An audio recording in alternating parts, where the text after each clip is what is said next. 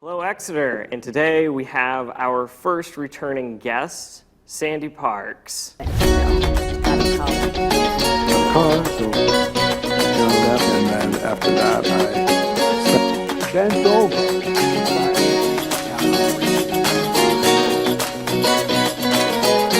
Pleasure to have you on show.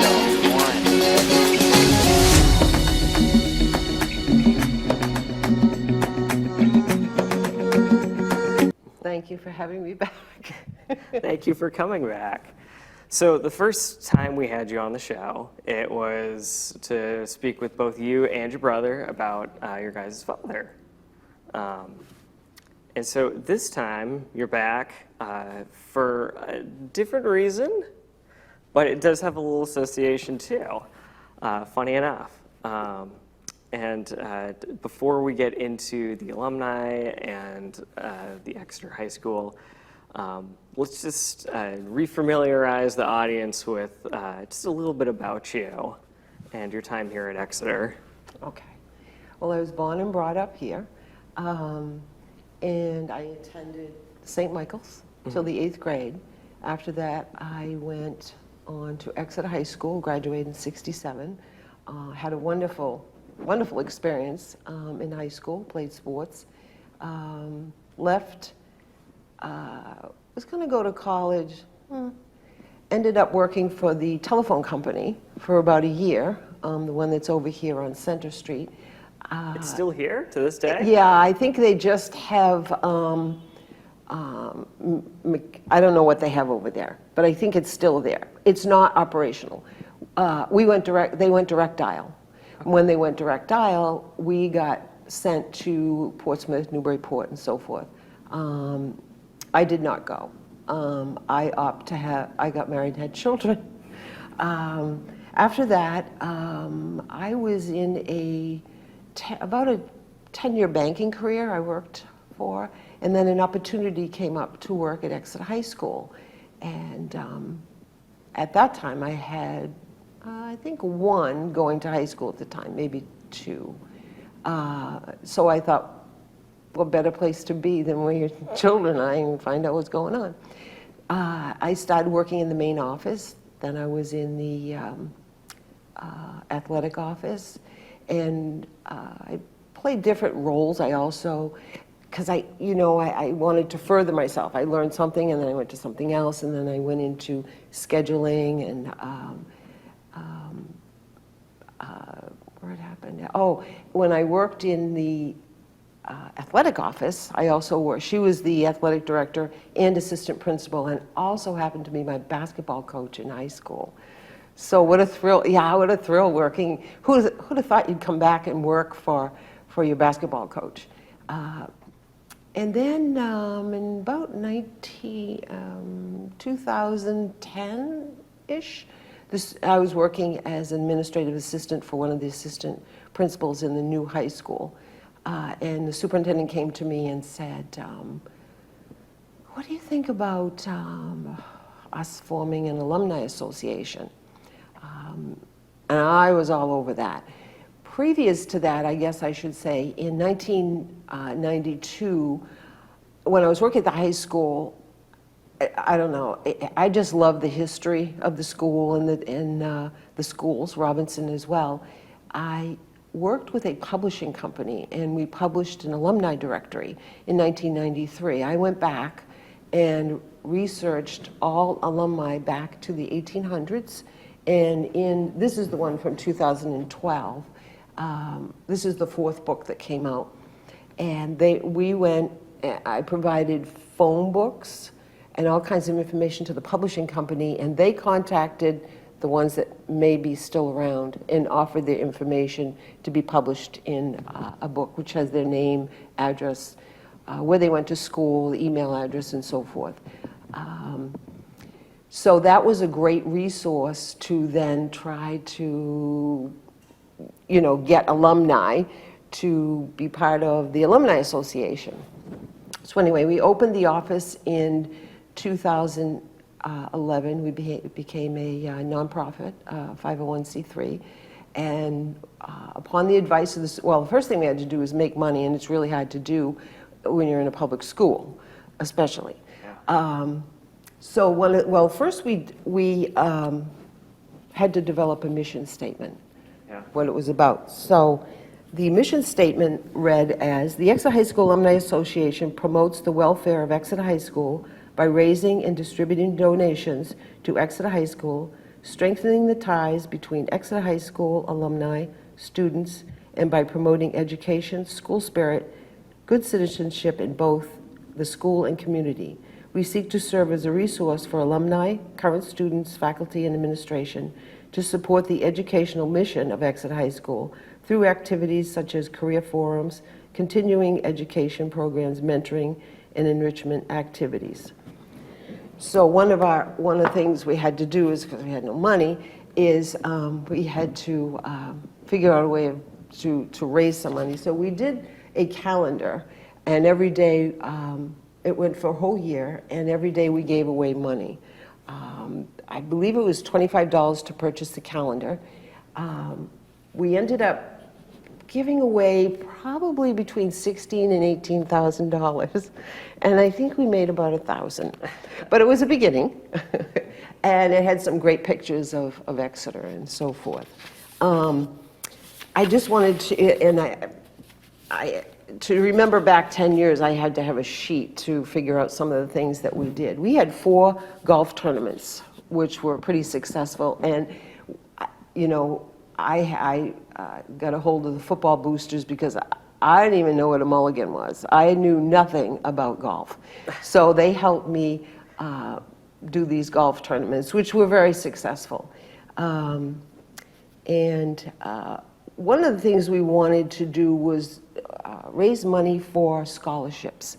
And in the time that, in this 10 or so year period, we've probably given about $10,000 in scholarships. We give 2 $500 scholarships, either to a boy or a girl. It's not need-based, it's not a financial thing or anything like that. The only criteria is that either your mom, dad, grandparent, or whoever was a graduate of Exeter High School or Robinson, and that's all you need to qualify. And then it was done by a lottery. That was how that was done. We published, as I said, we did 4 alumni directories, 93, 99, 2006, and 2012. It was recommended by the publishing company that people don't tend to move that often, so to do one every year wouldn't make sense, but to do, you know, something every 6, 7 years, it would make more sense. I maintained a database of over, well, I had 18,000 names in 2015, names, addresses, and I got all that information from the book. I mean, we had spouses, you know, the children's names and everything, and that was all provided by the people that wanted to give it to us. I also did newsletters every month. I created a program in, I think it was Microsoft, I think it was Publisher, that I did a program in and created newsletters, and I used Constant Contact to send these newsletters out to over 5,000 people I was able to reach.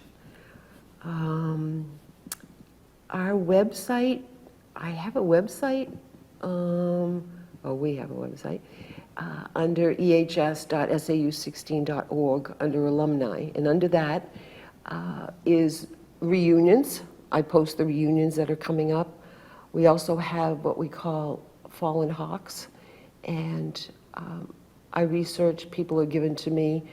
Anyone that's passed away that was a hawk, we honor them by putting them in this Fallen Hawks page, and the year of graduation, and maiden name and everything.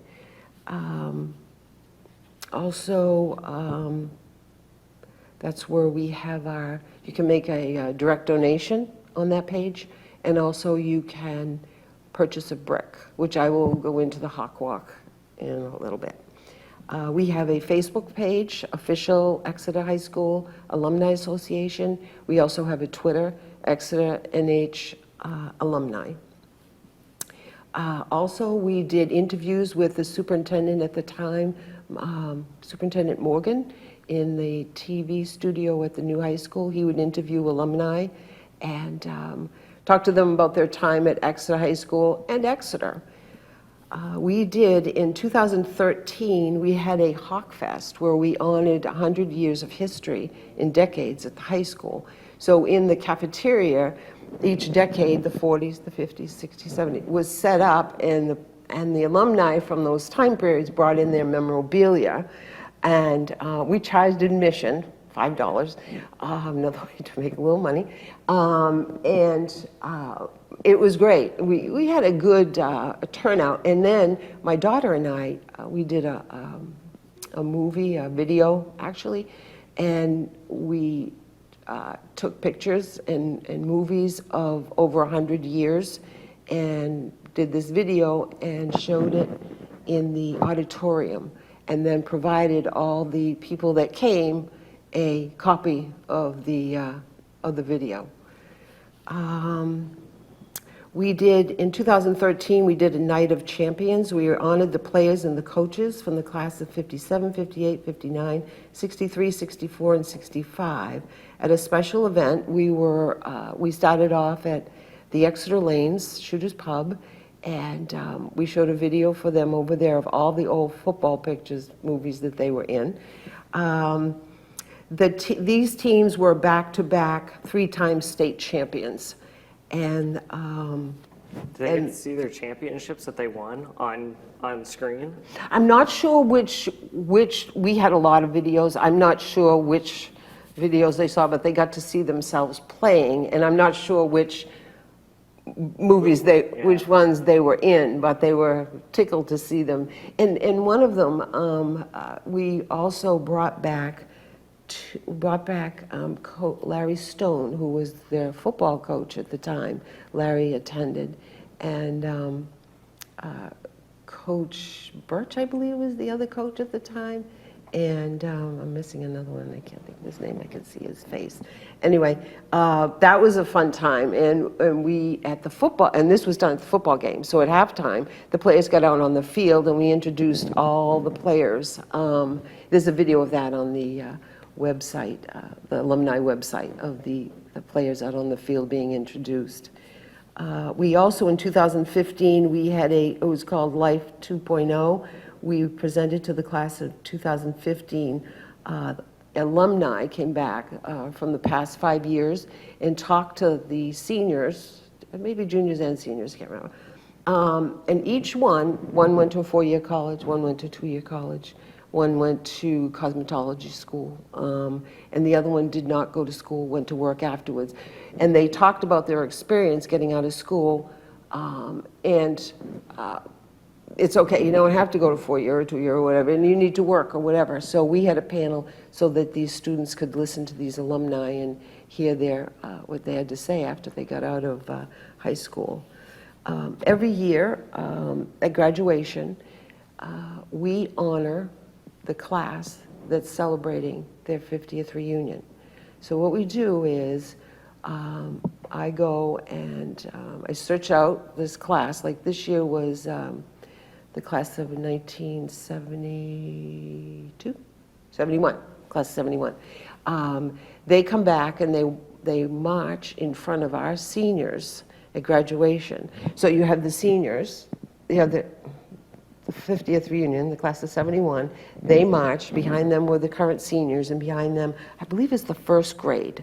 So you have this generation, they are honored at the graduations, which is really nice, and the people love it. They have a nice banner that they come out, and it's really something special for them, and they love it when they get to do it. I try to get back alumni as much as possible. We had Dennis Lemoyne speak at graduation. We had Greg Sanborn speak at graduation. Seth Baham spoke at graduation. I think it's important to keep that connection with the students, that they can come back. And you know, Bill Ball has the greatest quote: Exeter High School is not a 4-year commitment, it's a lifetime. And I think that's a great quote, and it's at the Hawk Walk. And it is it is it's a lifetime. Anyway, I had Dan Cartier come back. He's a singer-songwriter from Nashville, and he performed in the auditorium for students. Matty Cartaropo, who is a actor, he lives in Los Angeles. He was in Stranger Things and I can't remember, multiple movies he's in. He came back to the high school, talked to the theater group, and then he was downtown at Crypto Comics, is that what it's called downtown? Yeah, he was down there doing autographs, I had his picture signing autographs for the kids and adults in town. Let's see. One of the other things that if the class at their reunions sometimes want to tour the school, so I will give them a tour of the new school. We weren't touring the old school, but we got permission from the new superintendent, Superintendent Ryan, that we can now tour the new school, because that's where they want to go. You know, the new school is nice, but the old school is where their heart is. They want to see their locker, you know, and their lockers are still there. And they, you know, but the problem is you get them into the old school, you can't get them out, you know, and we go, okay, we got to move along. But they love going back to the old school, and a lot of fond memories for them there. Our office moved a couple of times. When we first started out, we were in the new high school, and we had 2 offices there. And then in 2015, my position was funded by the taxpayers, and the superintendent at the time, I guess, made the decision that he didn't want to fund the position anymore. And that's why I did the majority of the work. I was paid to do it. It was not only did I love it, but it was my job and my responsibility. But we do have a board of board members. A lot of them work full time, so it's harder for them to do a lot of boots on the ground. In 2015, I was a retirement age, so I retired, and took an adventure with some of my family members to Arizona for 1.5 years. Yeah, I loved it, but it's not always about me. So I left one daughter there, living in Arizona. She loved it. She said, I will never come back to winter. And then my daughter and my granddaughter, one, it was too hot. My daughter said, it's just too hot here. And then my granddaughter, she was in the middle school at the time, and it wasn't always they say it'll work out. Well, it wasn't really the best transition. So we moved back to Exeter into our home that I had rented at the time. So we moved back home. But during that time, I was there. I was still working on the Alumni Association. I brought all my paperwork and everything with me. And now I just volunteer. Everything, which is fine. I don't mind at all. It's my love. And I think that could take us to the Hawk Walk. In 2012,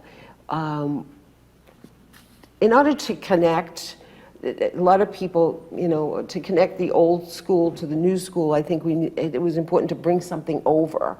And so we brought the name Eustace Field over, which was the name of the field at the old high school. And then I did some research, and I thought about a Hawk Walk, where they could purchase bricks and honor someone, whether it be birthday, graduation, memory of, or whatever. So we had multiple, Bell & Flynn, Bob Lang, Pete Wiggin from Stratham, all donated their time to make the Hawk Walk happen. So this is where we basically make our money right now, is the Hawk Walk selling bricks. And we've sold over, I think, 250, 280 bricks. It's got to the point where we now have to extend it to the other half. We just did half of now we have to do the other half because we've run out of space. In the middle is the coach's circle. And our hope is, I researched back to the 1930s, all the varsity coaches that were at X High School, and our hope is to get all their names on these bricks, these varsity coaches, for the coaches circle. But we got to raise a little bit more money to get all that done, because that has to be on site. Yeah. We can't take the bricks. So anyway, I think that sums it up. One of the things I just found out that we will be offering is what they call souvenir bricks. I'm not sure of the price because we haven't determined that yet. A souvenir brick will fit in the palm of your hand. Yeah. So you can put your year of graduation, a little bit about yourself, 603, whatever you want, and take that with you to college, or, you know, whatever you want to do. There's a picture here. Yeah. Yeah, a keepsake. So the souvenir brick is about a quarter of the size of. Quarter the size of this brick here. Right. And yeah, so we haven't. This is new to us. They've had it for a little bit, but I didn't know about it. I think it's a great idea. So I think that covers everything. Yeah. Unless you And have any questions. And that's great that you're still keeping it going, because your father was involved with the school and the Board of Right. Education. Right. And you're still doing that. Right, and Dad went to Exeter High School. Dad graduated in 1934, so, you know, we have You guys have your own brick. You have a whole family brick. oh, we do have our whole family brick. Oh, yes. As a matter of fact, Bob Glowacki's mom was the first one to purchase bricks. It got out there, and she purchased one for all her, I'm not sure how many boys she has, but she got one for all her boys. I think 5 total. Yeah, I was going to say 5. 5 Glowackies are all there. Right. Yeah. The Hawk Walk is fun, and I was just over there the other day reading some of the bricks and so forth, and I don't know, it's just something that, and we put it out every year to the senior parents. We put on the Facebook page, on the website of the high school, we put a little ad that you can purchase a brick, and that's where a lot of our bricks generate from, and they're always installed by Pete Wiggin of Stratham, who is an alumni, just before the Winnicott game. Yeah. And the Winnicott game this year is September 25th. So he tries to get all the bricks in, because that's a big homecoming for a lot of alumni. You're going to see them come back to a lot of, they come back to the football, field hockey, because usually those Winnicott games are all that same week. Yeah. Whether it be field hockey, soccer, or whatever, they play it at that time. So. That's great. Is there anything else you'd like to share before, now that we've reached that time? Well, I can't think of anything, but I'm sure after I leave I will, and I'll say, oh, darn, I should have said that. Yeah. I can't think of anything. I can't think of anything offhand. The after interview memory. Right. I did work with Bob Glowacki. We went to the Sea Dog a year or two ago. It was before COVID. And we put some movies on down there and had a nice get-together of some alumni. He had some movies, and he had digitized the movies for us, for the alumni, and put a nice... And that's something we hope to do more of. Get these movies out there, these old movies out there. Because all these boomers, like myself, are getting older. Yeah. And we'd like to see them. History in the past is something very special as you get older. And I explain that to my children. Well, trying to talk about your past to your grandchildren, some are like, I said, well, you'll be sorry. But you show them the video and suddenly they're interested. Right, exactly. Yeah. Exactly, yeah. Well, this has been very exciting for me to talk about the Alumni Association. It's very near and dear to me, and we have a lot of people, again, that work behind the scenes. Russ Dean, our town manager, is involved. Kendra King, Lisa Labatt, John Prue. All these are behind the scenes that all make up the Alumni Association, and we all work together. All right. Well, thank you again. You're welcome. As always, it's a pleasure to have you on. It's a pleasure to hear stories like yours. Thank you Thank you. again, Sandy. Thank you for having me. And there you hear it, Exeter. If you would like to be in the spotlight, or you know somebody who should be in the spotlight, feel free to contact us at extvg@exeternh.org. Thank you and have a wonderful day.